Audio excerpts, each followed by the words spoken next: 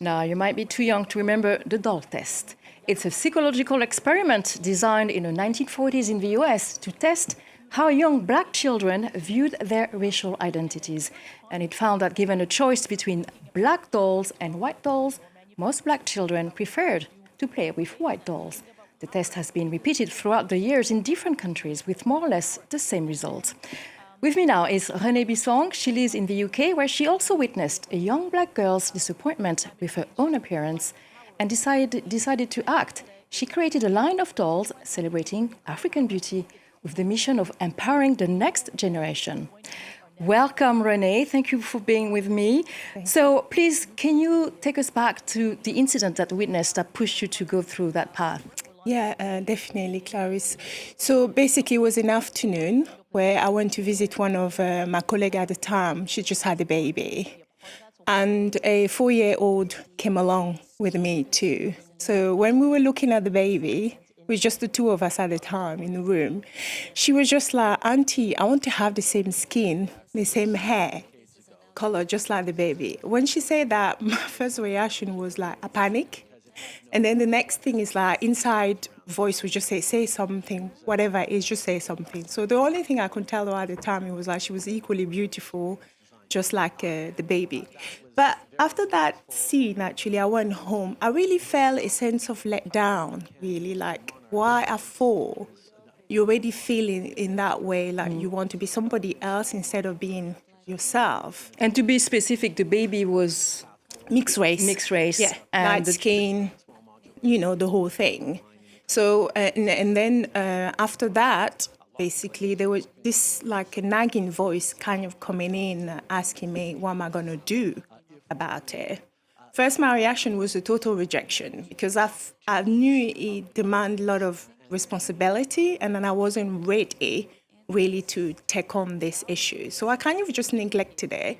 But it kept persisting and coming back and persisting and coming back to a point where I couldn't ignore the voice anymore. So I thought, okay, it means like I'm meant to do something about it. But then in my head, it was like, okay, if I'm going to do this, what is it that I want to do? Because I just don't want to do the doll for the sake of doing the doll, right? But I want to have a doll that can empower, but then in the same that attach an element of education into it. So as I was looking into what was actually out there, I didn't see anything that connects.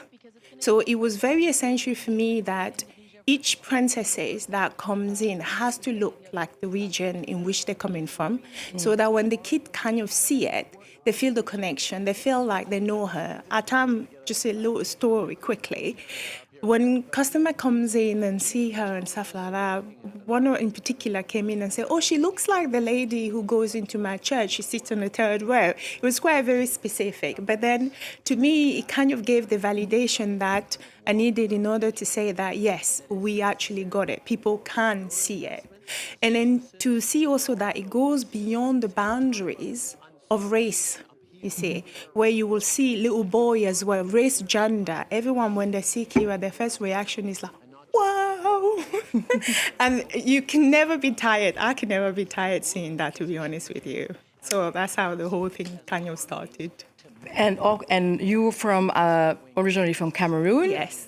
And you also designed a set of 4 African princess dolls, and each representing a different corner of Africa. So what did you want to achieve? To me, it was essential that to empower, because I wanted through the Nubian Princesses doll, the kid to see themselves, to see their own reflection, but more so not an interpretation of somebody else or like a caricature image of what they think we looks like. So I had to refer back to actually within Africa itself. So one of the process of actually designing this, it was like I was looking into each region. I look at different group within the region that you find in other countries as well.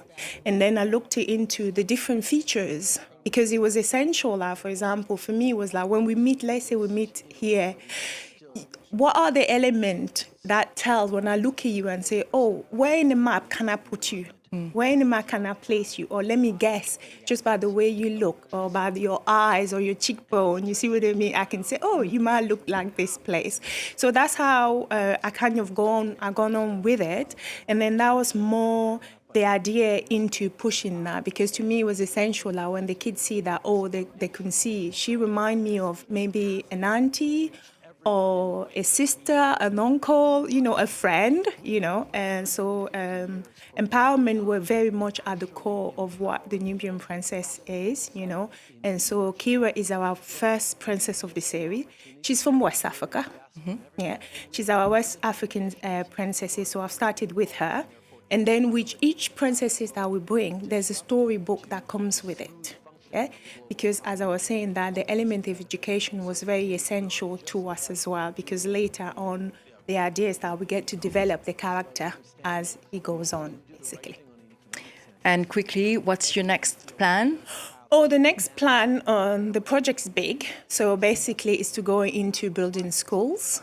Yeah, I'm very interested into STEM subject and trying to encourage girls to get interested into the STEM area, and so that we kind of help in terms of technology later on, why not, to build the new Africa tomorrow. Perfect. Thank you very much, Rene Bissohong.